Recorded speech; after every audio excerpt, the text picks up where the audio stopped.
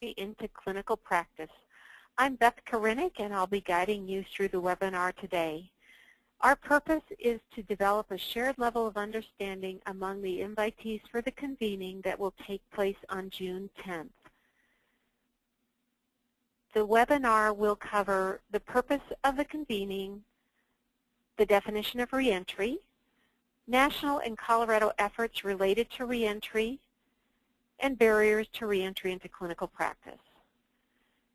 The convening will bring together representatives from a diverse sectors of the healthcare system to create a roadmap for reentry into practice. And our goal is to establish Colorado as a state that attracts primary care providers both from within and outside of the state to resume clinical practice here. The convening is funded through a grant from the Colorado Trust Convening for Colorado project. It's hosted by CPEP and the Physician Reentry into the Workforce project, which is supported by the American Academy of Pediatrics. We plan to hold 2 meetings related to the convening this summer, and we have between 25 and 30 participants from a number of organizations around the state who will be participating. Through the convening, we're going to discuss the barriers that physicians face as they return to practice that can discourage them in this process. We've observed in our work with reentering clinicians that there's a reluctance of practices to take on these clinicians. There's inconsistency in what is required of them by hospitals and other parties. They face difficulties in obtaining insurance or in being accepted to health insurance panels, and they face a number of other challenges. And we believe this is based on a genuine dilemma of how to safely integrate these practitioners into practice. And the convening will promote a conversation among the organizations affected by this dilemma and hopefully sow seeds for finding solutions. Let's start with the definition of reentry. Reentry is returning to the professional activity or clinical practice for which one has been trained, certified, or licensed after an extended period of absence. I want to point out that reentry, for the purposes of the convening, is not remediation or return to practice after a disciplinary intervention. We're talking about clinicians who've left practice voluntarily and have left in good standing. A few other definitions. The extended absence from practice is generally considered to be 2 years or more. And we're going to use the word clinicians to refer to physicians, physician assistants, and advanced practice nurses. There's been a national focus on reentry for more than a decade, and that has been led by the Physician Reentry into the Workforce project, and we're very glad that they'll be joining us in this convening effort. The interest in reentry has been sparked by a recognition that these clinicians can address healthcare shortage needs in the country, and also a recognition that healthcare organizations are responsible to ensure that returning clinicians are competent and that patient safety is protected in this process. So what is prompting all this interest and attention in reentry? There are some legitimate and real concerns about the aging workforce with baby boomers, both as in the patient population who will need care and aging physicians and clinicians who will be leaving practice in the coming years. Healthcare reform and the Accountable Care Act will only exacerbate those concerns about provider shortages. Also, there's changing demographics among clinicians, and career paths do not follow the same paths that they did in the past. We have more women clinicians. There's more attention to work-life balance for both men and women, and also perhaps some dissatisfaction with practice that may lead clinicians to leave practice and pursue other opportunities and then return to practice.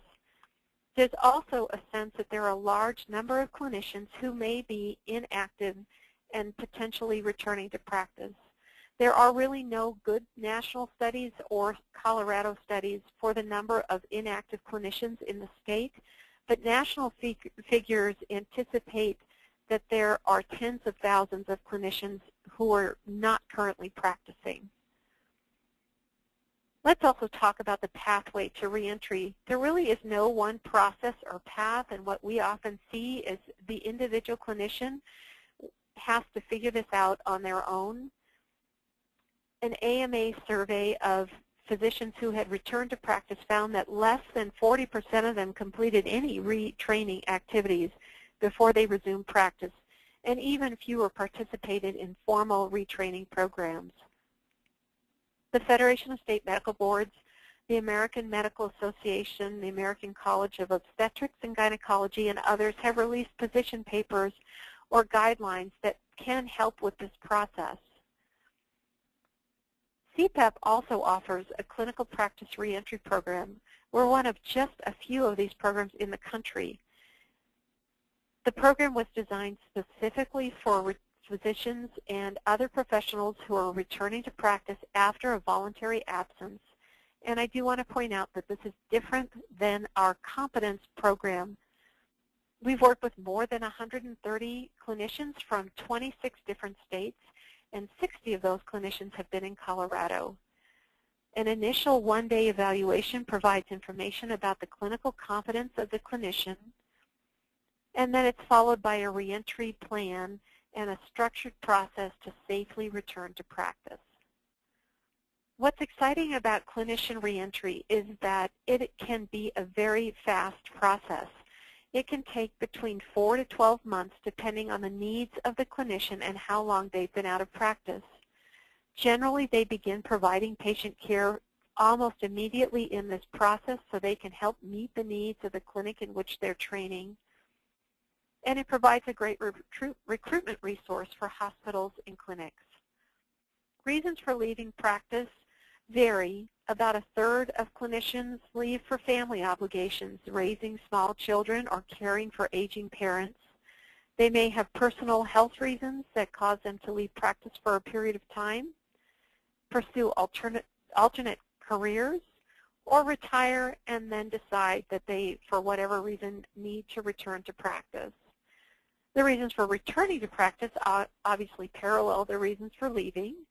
So there's no longer a need for them to care for family members. Their personal health improves. Reentry clinicians often mention a desire to address community needs, or that they miss patient care activities, desire a new challenge, or that there may be financial reasons for them to return to practice. There are a number of barriers that need to be addressed as these clinicians seek to return to patient care, and we will be discussing these in much more depth in the convening. Just to list them, the clinician needs to deal with licensure concerns, specialty board certification, medical defense insurance, credentialing for hospitals or clinics where they'll be providing care, as well as credentialing to be accepted onto health plan provider panels. There are also financial constraints that may limit their ability to pay for educational activities that they need to undertake to prepare for practice, a lack of preceptor or training sites, lack of connection with practice opportunities and employment opportunities. Clinicians also need to determine the scope of their practice and figure out the logistics of resuming practice. And most importantly, they need to determine their readiness to return to practice. How do you know that the activities they've undertaken have really prepared them to safely resume practice? Through the convening, we hope to facilitate a conversation that will create a roadmap that encourages re-engagement in practice and provides better communication regarding the steps needed to complete the reentry process. We will increase awareness of reentry as a solution for primary care workforce needs, identify the root causes of barriers across sectors, and develop solutions to streamline and improve the reentry process, and finally create a roadmap for reentry to be used by both reentry clinicians and stakeholders to provide guidance to best practices for reentry. So thank you for joining us to foster a more embracing environment for healthcare clinicians returning to practice, which will ultimately encourage clinicians to rejoin the workforce in Colorado. Before you leave today, I encourage you to take a few minutes to complete the 5-question survey to provide us with information that we need in preparation for the convening.